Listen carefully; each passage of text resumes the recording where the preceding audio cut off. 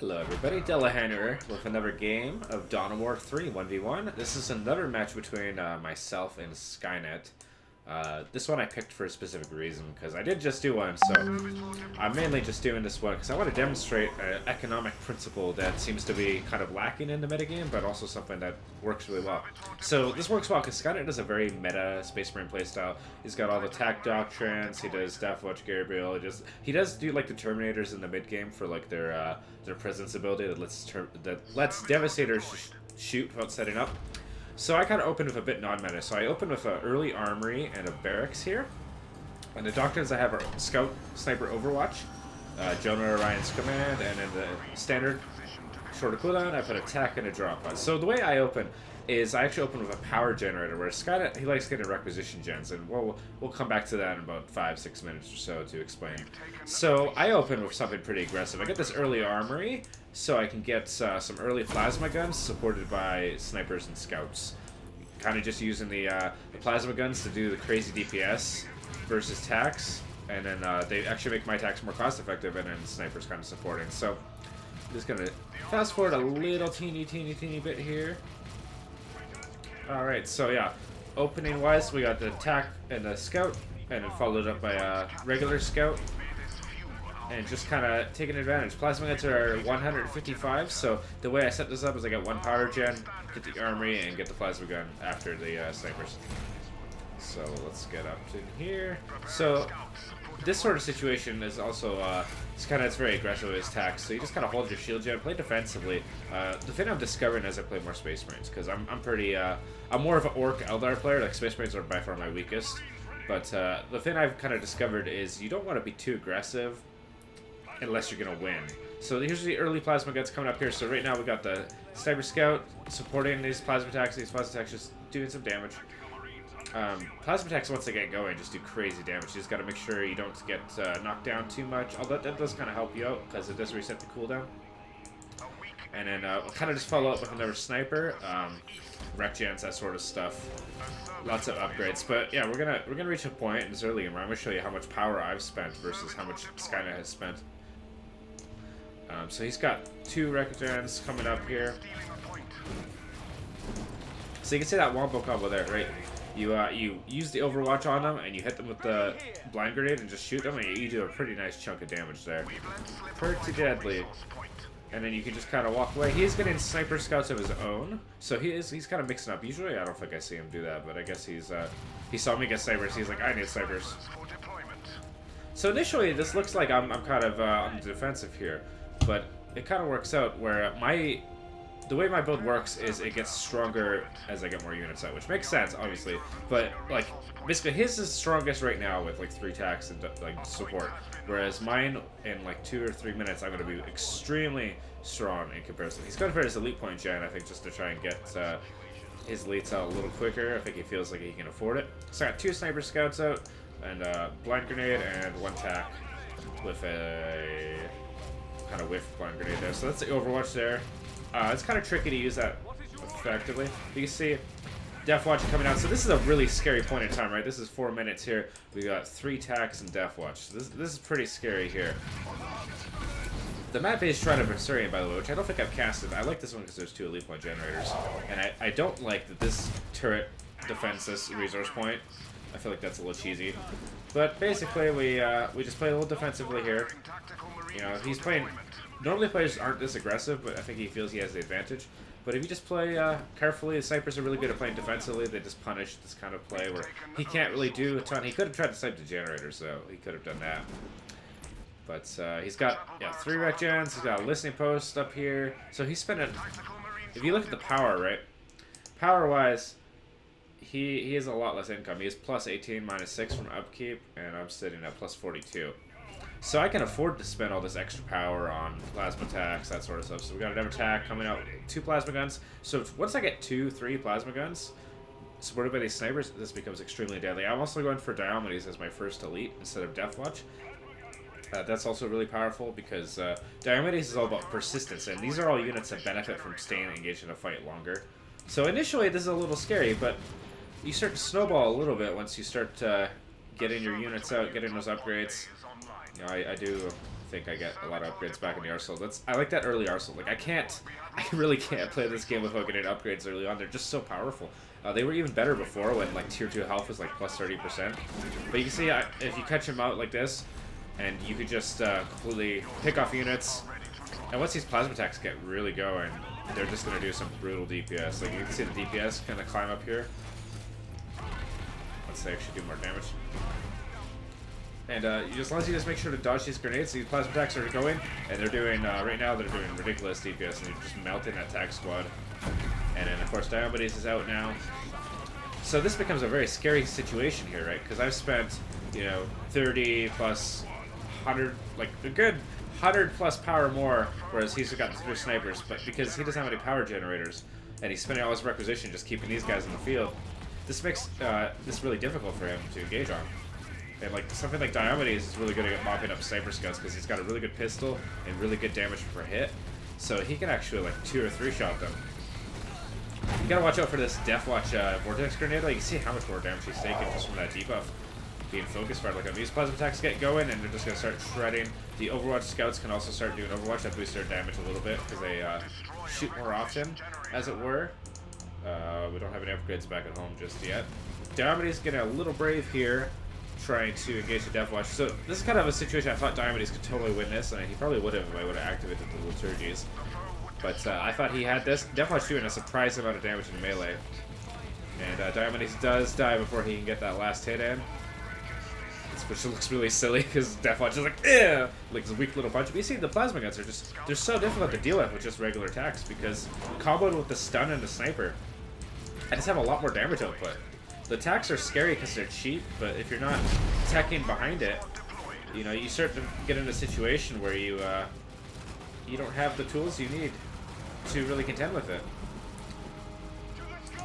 And you can see power-wise, again, I have a plus 40, and we're at plus 24. So I got double the power income, so I can afford to spend, I got another power gen coming too. I can afford to spend all this power on sniper scouts and plasma guns and upgrades, all before, I'm going to try and count. Like, when he gets to tier 2, I've already spent a ton of money in tier 1 type stuff. Like, I get damage 1, health 1, I think I get the cluster mines. It's a lot of stuff for tier 1. He's got that elite point generator. That's his only real big expense. But now I'm starting to get, you know, these critical mass of plasma guns. I got 3 plasma guns total, I believe, in tier 1, plus the ASMs. And you can just see how quickly these plasma guns can absolutely shred a single target once they get their damage going. It takes a little bit to get going, but once they're going, they are going. And it's really easy to pick off individual squads, especially with the snipers to kind of support. And the assault marines are always good to get at some point. So I got a very like combined arms army versus mostly tanks and some snipers. He is diversifying a bit, which is good.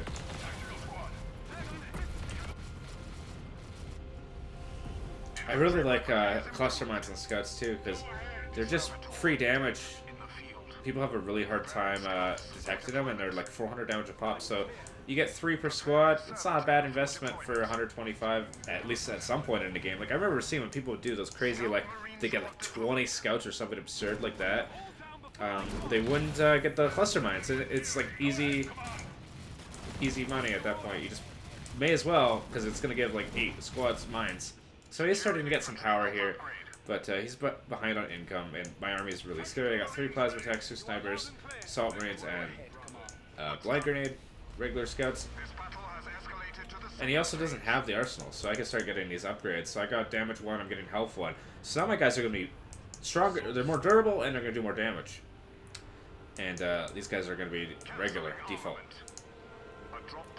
And again, it's not like he can fast tech me and pull one out on me, right? He's not even close to tier 2.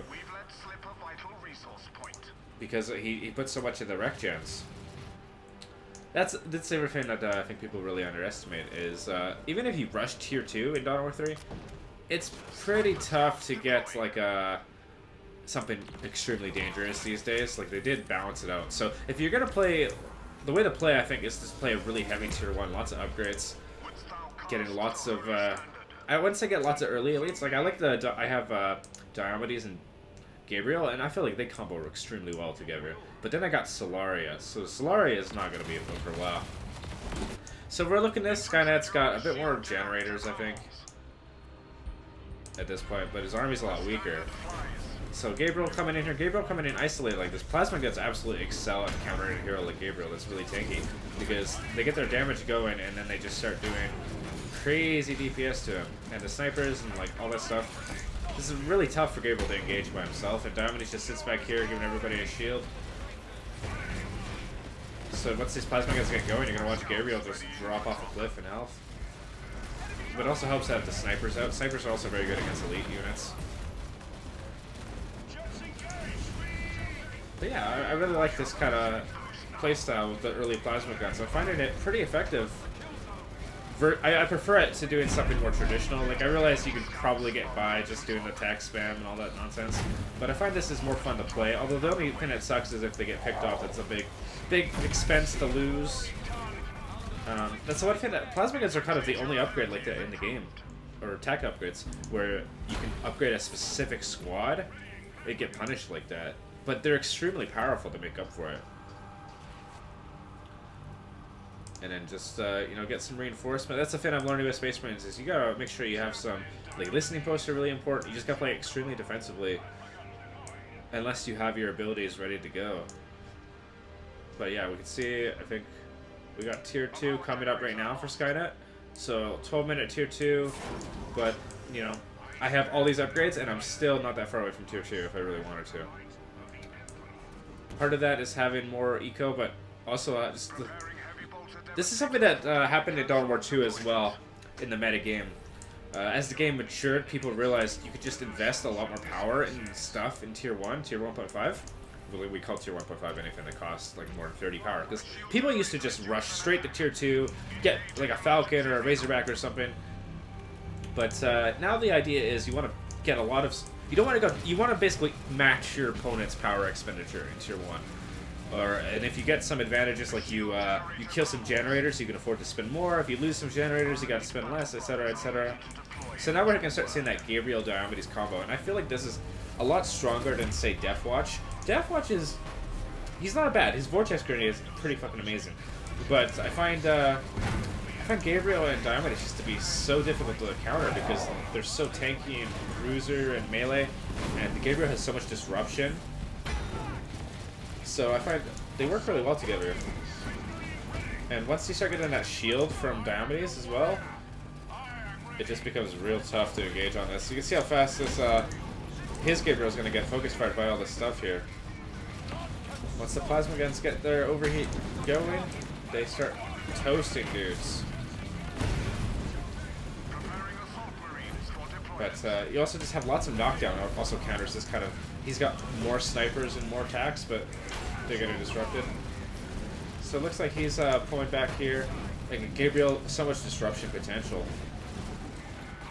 So Gabriel gets picked off. Yeah, so right now, Skynet's Tier 2, and he's got 20 power, and like, what's he going to do with that Tier 2, right? The only thing he gets from that is the upgraded standard, and he is queuing up some 2 Deathstorm drop pods. Deathstorm drop pods are really popular with a lot of high-level Space Marine players just because they're really good at turning the tide of a fight and doing a ton of damage. If you get them in the right positioning, they can be really scary.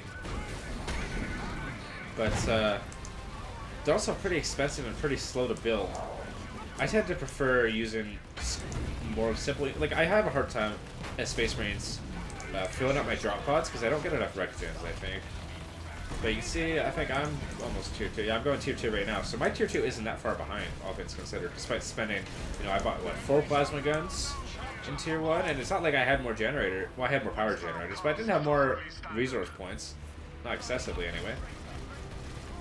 The other thing is, even though he has Elite Point Generator, he still gets Gabriel and Deathwatch at the same time in his Diomedes and Gabriel, even without the Elite Point Generator.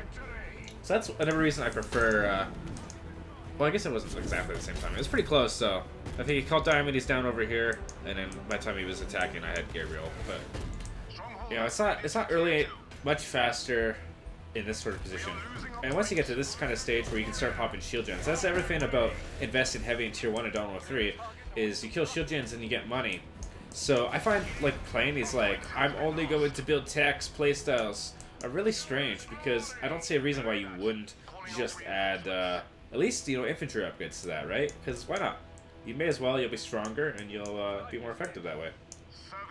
You don't have to get plasma guns. Like, just go bolters and damage and stuff. So he's got the 2 Death Storms. Death Storms aren't that scary when you have, you know, enough stuff to counter it. Granted, it's not as easy. Once you get Power Swords, they're pretty easy to counter. Whirlwinds are also pretty decent against Death Storms. So we are seeing me getting my elite point generator up and trying to get this one up. That's a bit greedy, but this is a good map to be greedy on because getting double elite point generators is really useful. Like, you can see my total elite loadout, right? That's 17 points total. And Death Storm over here, not too scary because you just walk away. It ain't no thing. So we got a little bit of a counter attack here. Unfortunately, not going to be super effective without the assault mines. We do have the scout mines now, and those are somewhere on the map. I don't know if those actually get used extremely effectively, but they do get used, and they don't really hurt anything. So all game, just getting these plasma attacks. This kind of build also works really well with the Vendread. Instead of, if you want to do Vendread instead of Solari, that's probably a better pick for most people. Vendread is pretty damn strong right now, and dare I say even overpowered. But I kind of wanted to mess around with Solaria, so that's why I did that. I do find Solaria is a bit better against, like, say, Las Cannon spam, just because she's so tanky. 9,000 hit points, and I think Vendread's like 5,000. He's about half of that. So getting that extra hit points, and I'm running with the kind of oh no, I'm not running. I was been using a lot of the repair around buildings doctrine, just because it's useful. I don't know. It works really well with Solaria because you get like double healing. Yeah, so we're just finally seeing Skynet go for his machine cult down here, I think. So he got tier 2 so long ago, but it didn't matter because he couldn't do anything with it. So that's something to keep in mind too, is you're better off getting tier 1.5 upgrades kind of stuff and doing something with it than you are trying to fast tech without actually going for lots of... so I actually got my machine cult and stuff way faster, just because I had the stronger eco and the better army. So that's something. Also using Gabriel's presence to kind of heal these guys up saves you a bit of money, although not using it perfectly here. But you know, it helps. It's the same as Gorgot's presence, 500 HP heal, so it's not terrible. And I find, I don't know, it can be worth it for some squads. Getting a land speeder just to be annoying and harassing and stuff, always a good idea in this kind of position. You can never really go wrong with land speeders. They're not nearly as popular as they used to be. I think people are more in favor of getting that early dreadnought. Also, remember to throw your server skills onto enemy units because that gives you vision. You already kind of have vision here, but you get a little bit more vision and it's useful.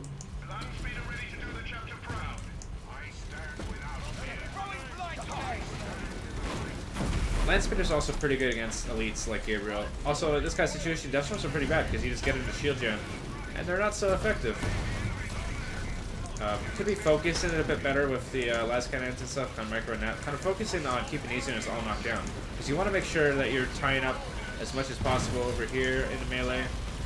Gabriel getting picked off by the snipers and the last cannons, all that nonsense. These guys should all be inside the bubble here right now, kind of playing a little sloppy at this point. Yeah, this is really hard to build the counter once I get the momentum going. That the army is just so strong. Like, the only way to do it, to counter this, I think, is once you get, if you get like a whirlwind pretty quick, that becomes really scary. But in a Space Marine mirror match, you know, I have upgrades and you don't. I have what? I have health 1, damage 1, so I didn't get anything else. So we still don't have a machine called up for Skynet. So we're at that point where I'm pretty ahead on resources there. And you see, he's got about 300 power now, so he does have the money now.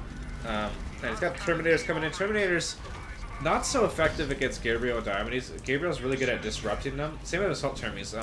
Gabriel's really good against Assault Termies because you can disrupt them whenever they try and do their hammer down thing. And Diomedes is pretty good at just punishing them for engaging in melee. So let's get this zooming in a little bit here.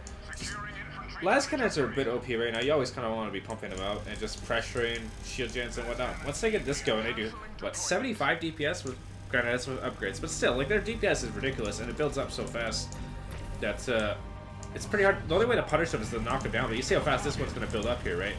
This is pretty damn quick, honestly. I think they need to slow this down a bit because We got this going up to 50 and then 74 DPS. Pretty damn fast. And it, you know, you kind of want to keep knocking them down. I like these cluster mines. It's just free damage. This is kind of a bit of a mistake on my part here. Well, this part isn't. This part's good. Because, again, my army is just unstoppable here. I think I needed to take more advantage of it. But I made a bit of a mistake. So we do got that machine cult finally coming up here for Skynet. So we're going to see a Dreadnought get built right away, because he does have tons of money for it. Also, I like the shorter standard cooldown a lot. I find it helps a lot with my playstyle, because I always find if I don't have it, the standard gets kind of drop pod healing also. I tend to waste the standard, honestly, sometimes. I like putting scouts and drop pods. You just put down some cluster mines or whatever. It's useful. So this is the mistake, is I try to attack this turret here, and he's got Terminators with a few heavy bolters. Honestly, I don't know what did so much damage. I think it's just the Terminators. You can just see how quickly they're shredding everything here. I'm trying to snipe the machine call, which isn't a bad idea, but this is a really bad engagement overall. And you can see, even focusing the turret with all these las cannons, it's I think this is phase 3, so that turret is pretty tanky. And we're just seeing basically my entire army get cleaned up here. Gabriel committing to try and kill this turret, but not going to work. There's just too much here. All these las cannons are doing 65 DPS. We do finally have armory being built for Skynet as well, so he's going to have upgrades, but he's got to replace his machine cult here. This elite point generator is still taken away here, so you can see I'm at 10 elite points at 24 minutes. So, okay, this is 17 elite points at 24 minutes.